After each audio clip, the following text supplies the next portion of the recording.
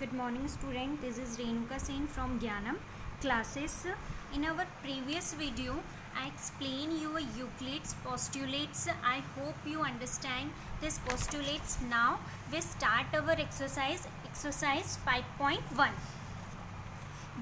Question number 1, which of the following statements are true and which are false? Give reason for your answers. हमें कुछ questions दिए हैं, उसमें बताने हैं कि कौन सा स्टेटमेंट ट्रू है और कौन सा स्टेटमेंट फॉल्स है, एंड उसके साथ हमें रीज़न भी देना है कि वो स्टेटमेंट फॉल्स क्यों है और ट्रू क्यों है. The first one is only one line can pass through a single point. Second, there an infinite number of lines which pass through two distinct point. Third, a terminated line can be produced indefinitely on both the sides. Fourth, if two circles are equal, then their radii are equal.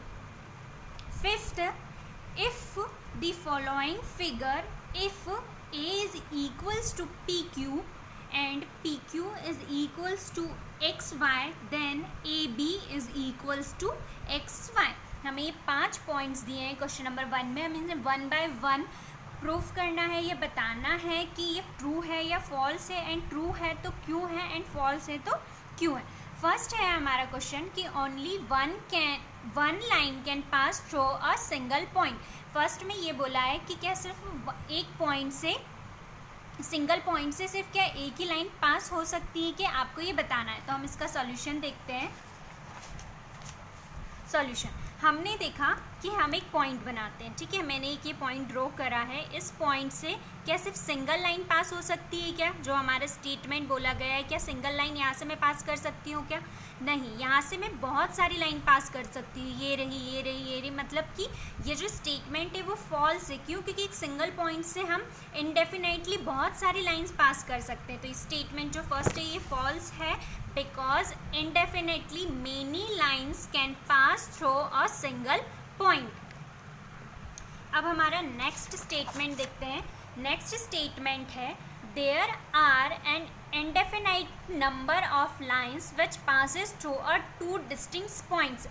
हमारे पास दो distinct points हैं और उसमें से क्या indefinitely number of line passes हो सकती है क्या? हमें ये बताना है कि ये स्टेटमेंट ट्रू है या फॉल्स है. तो हमने दो डिस्टिंक्ट पॉइंट्स लिए हैं, एक ये लिया है और एक ये लिया है. फर्स्ट पॉइंट को मैंने नाम दिया है ए और दूसरे पॉइंट को मैंने नाम दिया है बी. अब यहाँ से क्या हो रहा है, मैंने एक लाइन पास करी. अब स्टेटमेंट में बोला है क्या दो डिस्टिंक्ट पॉइंट से इंडेफिनेटली मेनी लाइन पासेस हो सकती है.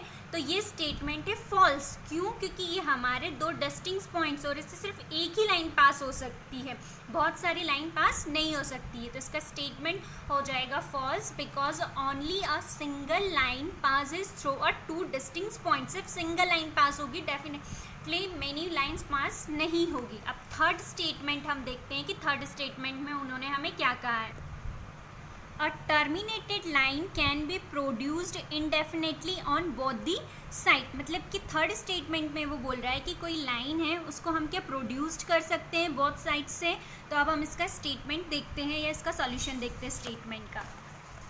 तो मैंने एक ये लाइन लिखी यहाँ पे ड्रॉ करी है, ठीक है. अब वो बोल रहा है कि यहाँ से हम क्या इसको टर्मिनेट कर सकते हैं. बिल्कुल कर सकते हैं. इस लाइन को मैं आगे तक इंडेफिनेटली पॉइंट्स तक इसको टर्मिनेट कर सकती हूँ. तो जो थर्ड स्टेटमेंट है वो हमारा क्या हो जाएगा, ट्रू हो जाएगा. और ये पोस्टुलेट्स जो मैंने आपको जो पोस्टुलेट 2 पढ़ाया था उसमें यही था कि a terminated line can be produced indefinitely. ये टर्मिनेटेड लाइन थी, इसको मैंने इंडेफिनेटली प्रोड्यूस्ड हम कर सकते हैं. तो इसलिए हम इसको ट्रू लिखेंगे. और आप और अगर एक्सप्लेन करके लिखना चाहते हैं तो लिख सकते हैं कि बाय पोस्टुलेट 2 एंड पोस्टुलेट 2 हम वो लिख सकते हैं. अब फोर्थ स्टेटमेंट, जो फोर्थ उन्होंने कहा है हमें, फोर्थ है हमारे पास कि if two circles are equal then their radii are equal. अगर दो सर्कल्स के इक्वल होंगे, जब उनकी रेडियस भी इक्वल हो तो वो क्या सर्कल इक्वल होंगे. तो अब ये स्टेटमेंट को भी हम देखते हैं. हमने ये 2 सर्कल लिए हैं, ठीक है। हमारे पास ये एक सर्कल ये रहा first one and second circle ये रहा, ठीक है। ये रहा ये सर्कल का, यहाँ से लेके हमने रेडियस ले लिया। अभी 2 सर्कल अगर इक्वल है तो उनकी रेडियस भी इक्वल होगी क्या? तो सबसे पहले हमें पता आना चाहिए कि सर्कल डिपेंड किस पे करता है, उसके एरिया पे। तो एरिया का फॉर्मूला क्या होता है? Pi R square. Pi R square उसका फॉर्मूला होता है। अब देखिए पाई तो हमारे पास क्या होता है? कांस्टेंट होता है, और पाई की वैल्यू क्या होती है? 22/7 या 3.14। अब डिपेंड किस पे कर रहा है? आर पे डिपेंड कर रहा है। तो क्या होगा? आर पे डिपेंड कर रहा है, दैट मीन्स कि ट्रू होगा, because area depends on the radius of circle. किस पे डिपेंड करता है? रेडियस ऑफ सर्कल पे डिपेंड करता है। इसलिए अगर 2 सर्कल की अगर रेडियस इक्वल है तो दोनों सर्कल भी क्या होंगे? इक्वल होंगे। 4th वाला यहाँ पे कंप्लीट होता है। अब हम 5th वाला देखते हैं। 5th वाला स्टेटमेंट क्या बोल रहा है? 5th वाला जो क्वेश्चन है हमारा, 5th वाला हम देखते हैं।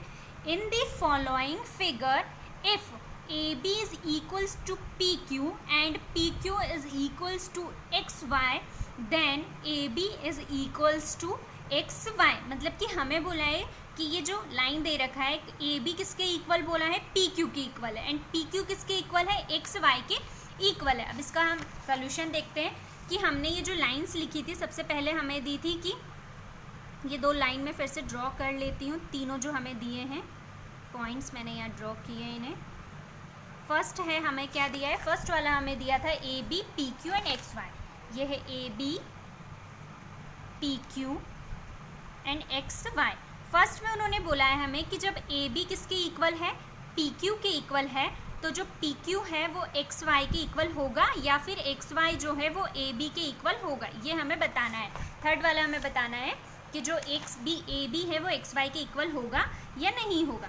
तो हमने ये स्टेटमेंट क्या होगा? ट्रू होगा। क्यों है ट्रू? बाय द एग्जाम्स, जो हमने एग्जाम्स देखे तो उसमें बोला था कि that if 2 things are equal to third then they are equal to each other. अगर 2 थिंग्स एक दूसरे की इक्वल है तो वो थर्ड के भी क्या होगी? इक्वल होगी। क्यों होगी? क्योंकि हमने एग्जाम्स जो आगे हमने फर्स्ट एग्जाम्स देखे तो उसमें स्टेटमेंट हमने पूरा देखा था कि 2 थिंग्स अगर इक्वल होती तो वो थर्ड के भी इक्वल होगी। तो अगर AB PQ के इक्वल है तो जो हमारे पास XY है वो किसके इक्वल हो जाएगा? AB के, या AB किसके इक्वल हो जाएगा? XY। तो ये हमारा स्टेटमेंट ये वाला भी जो है वो ट्रू होगा। आई होप आपको ये 5 जो हमारे स्टेटमेंट्स हैं ये क्लियर। अब नेक्स्ट वीडियो में मैं अपनी नेक्स्ट एक्सरसाइज आपको एक्सप्लेन करूँगी। अगर आपको कुछ भी डाउट होता है तो आप कमेंट सेक्शन में लिखें, एंड प्लीज़ पेज को सब्सक्राइब करें एंड शेयर करें स्टूडेंट्स के साथ। Thank you.